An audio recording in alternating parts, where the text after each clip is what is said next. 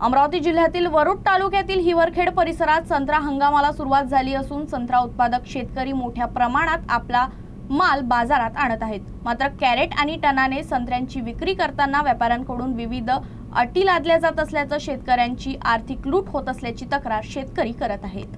अमरावती जिल्ह्यातील वरुड तालुक्यातील हिवरखेड परिसरात सध्या संत्रा हंगामाला सुरुवात झाली आहे।